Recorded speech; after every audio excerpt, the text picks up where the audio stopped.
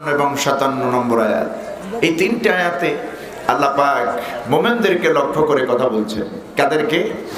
মুমিনদেরকে। আমরা এখানে যারা আছি আমরা সবাই কি মুমিন, আল্লাহর প্রিয় বান্দা। এই পৃথিবীতে মুমিনদের থেকে শ্রেষ্ঠ বান্দা আর হয় না। আল্লাহর কাছে প্রিয় বান্দা হচ্ছে মুমিনরা। যেই মুমিনগুলি আল্লাহকে ভয় করে, রাসূলকে বিশ্বাস করে, পরকালে উঠতে হবে স্বীকার করে। আর এই মুমিনের সবচেয়ে বড় গুণ হচ্ছে যা না দেখেই, যারা মানুষ যেই বান্দাগুলি না দেখি আল্লাহর প্রতি, পরকালের প্রতি, আখিরাতের প্রতি, রাসূলের প্রতি ঈমান আনে, ঠিক না? আল্লাহ বলছেন এরা হলো আমার প্রিয় বান্দা। পৃথিবীতে বর্তমান রানিং ওয়ার্ল্ডে প্রায় 800 কোটি মানুষ গোটা পৃথিবীতে। এই 800 কোটি মানুষের সবাই তো আল্লাহর প্রিয় না, বান্দা ঠিকই, কিন্তু প্রিয় নয়। প্রিয় বান্দা হচ্ছে মাত্র 200 কোটি। আমরা মুসলমান, বলি আলহামদুলিল্লাহ। আমরা কয়শো মানুষ পৃথিবীতে মুসলমান? 200 কোটি মুসলমান গোটা পৃথিবীতে, আলহামদুলিল্লাহ। এবং পশ্চিমাদের গবেষণা হলো আগামী 2070 সাল নাগাদ পৃথিবীতে নাম্বার 1-এ থাকবে মুসলমানদের সংখ্যা। আলহামদুলিল্লাহ, আল্লাহ যেন কবুল করে।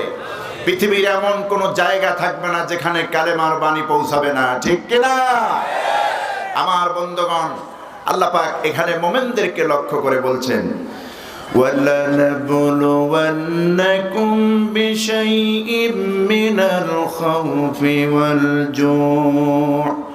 وَالْجُوعِ وَنَقْصٍ مِّنَ الْأَمْوَالِ وَالْأَنفُسِ وَالثَّمَرَاتِ وَبَشِّرِ الصَّابِرِينَ। আল্লাহ রাব্বুল আলামিন বলেন, হে মুমিন বান্দারা, তোমরা যারা আমার প্রতি ঈমান আনয়ন করেছো, তোমরা আমি আল্লাহ রাব্বুল আলামিনকে যারা রব হিসেবে গ্রহণ করেছো, আমি অবশ্যই তোমাদেরকে পরীক্ষা করে নেব, তোমাদেরকে যাচাই করব, জাস্টিফাই করব, বিভিন্ন ভাবে তোমাদেরকে জাস্টিফাই করব। বিশাইইম মিনাল খাউফি ওয়াল জু, ভয় দিয়া, ক্ষুধা দিয়া, সন্তান কেড়ে নিয়া, জানমাল কেড়ে নিয়া, তোমাদের ক্ষেতের ফসল কেড়ে নিয়া, ক্ষেত খামারের ফসল কেড়ে নিয়া, এইভাবে করে নানাবিধ পরীক্ষা আমি আল্লাহ পাক তোমাদেরকে করব।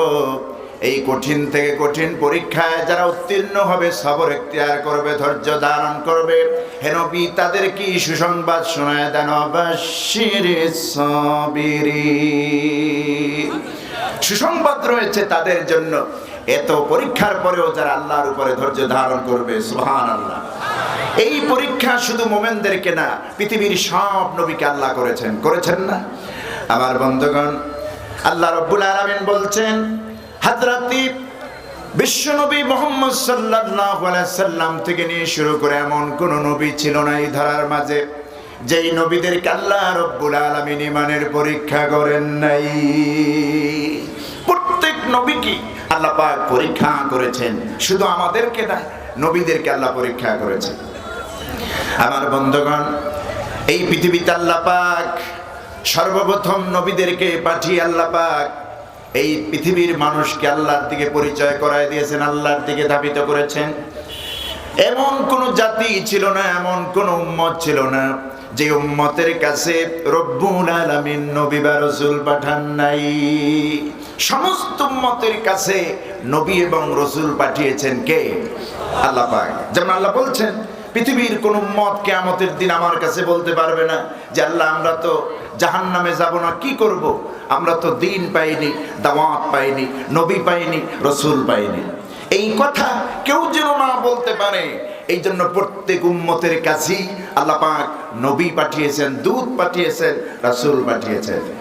যেমন আল্লাহ রাব্বুল আলামিন কোরআনে কারীমের ভিতরে জানায়া দিয়েছেন, ওয়ালাকাদ বাআসনা ফি কুল্লি উম্মাতির রাসূলা আন ইবুদুল্লাহা ওয়াজতানিবুত তাগুত।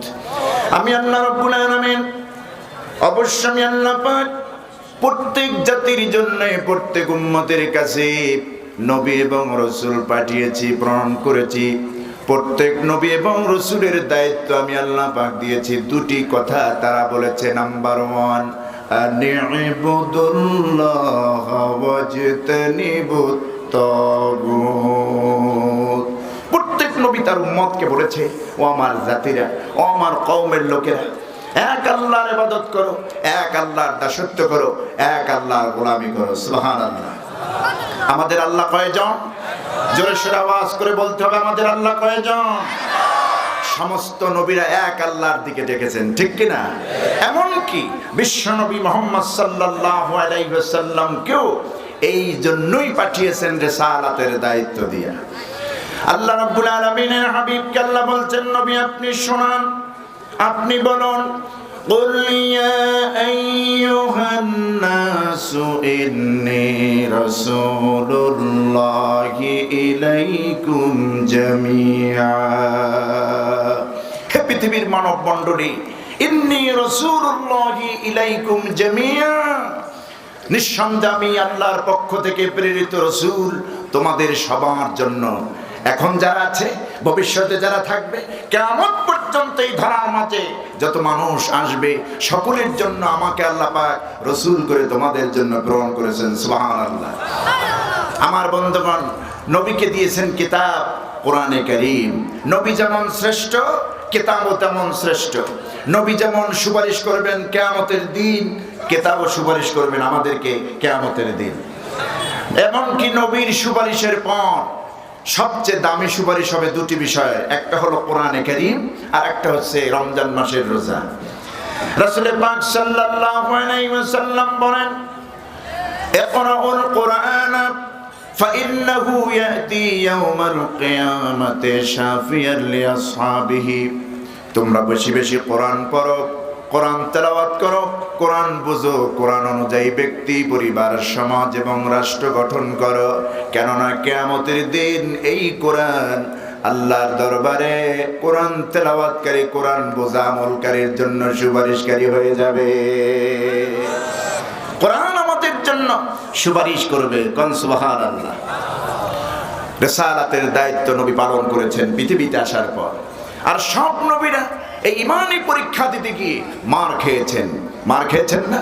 মার খেয়েছেন ইমানের পরীক্ষা দিতে গিয়ে, সব হারিয়েছেন, দাওয়াতের কাজ বন্ধ করেন নাই, ঠিক কিনা? এবং কাফের বেঈমান জালেমদের সঙ্গে আপোষ করেন নাই, জালেমদের রক্ত চক্ষুকে ভয় পায় নাই। বিশ্বনবী মুহাম্মদ সাল্লাল্লাহু আলাইহি ওয়াসাল্লাম যখন মক্কায় 39 বছর পর্যন্ত অবস্থান করলেন, হুজুরের কোনো শত্রু ছিল না, ছিল না। খোদ আবু জাহাল পর্যন্ত যার প্রশংসা করত, আবু লাহাব প্রশংসা করত, যখন নাকি সত্যের বাণী কোরআনে কারীম হুজুরের উপরে নাজিল হলো, নবী যখন এই কোরআনের কথা বলতেছেন, মানুষকে তাওহীদের দিকে, আল্লাহর রুবুবিয়াতের দিকে, উলুহিয়াতের দিকে ডাকতেছেন, আর বলতেছে, ইয়া আইয়ুহান নাস কুলু লা ইলাহা ইল্লাল্লাহ। হে মানব মণ্ডলী, পড়ো, একমাত্র আল্লাহ ছাড়া কোনো ইলাহ নাই, আল্লাহ ছাড়া কোনো বিধানদাতা নাই, আইনদাতা নাই, উপাস্য নাই। এই কথা বলা মাত্রই কাফের বেদিন মক্কার কুরাইশরা নবীকে শত্রু মনে করা শুরু করলো, ঠিক কিনা? শুধুই কি শত্রু? জানের শত্রু, ঠিক না? কারণ রাসূল পাক সাল্লাল্লাহু আলাইহি ওয়াসাল্লামের আদর্শ, দ্বীনের দাওয়াত মক্কা জুড়ে, মক্কার বাইরে এতটাই প্রভাব বিস্তার করলো, দিনের পর দিন ইসলামের দল ভারী হতে লাগলো, মুসলমানদের সংখ্যা বেড়ে গেল। আবু জাহাল চিন্তা করলো, সর্বনাশ, আব্দুল্লাহর পুত্র বেটা মোহাম্মদ যা করতেছে, কোরআন নামক কিতাব দিয়ে যেভাবে মানুষকে দাওয়াত দিচ্ছে, এইভাবে যদি করতেই থাকে, আমাদের বাপ দাদার এই পূর্বপুরুষের ধর্মের কোনো নাম নিশানাও থাকবে না।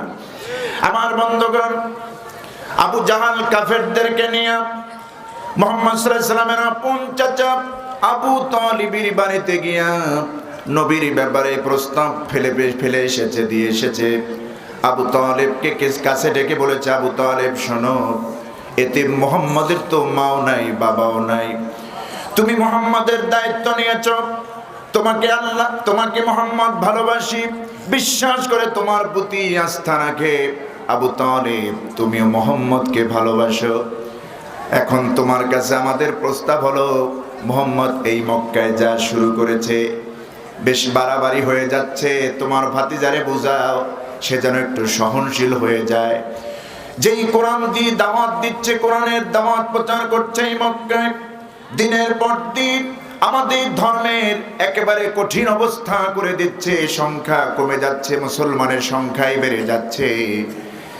সুতরাং তুমি তোমার ভাতিজাকে বুঝাও, সে যেন একটু সহনশীল হয়ে যায়। এই মক্কায় যা চায় আমরা তাই তারে দেব। এই মক্কায় ক্ষমতা চায় আমরা ক্ষমতা দেব। এই মক্কায় নারী চায় আমরা নারী দেব।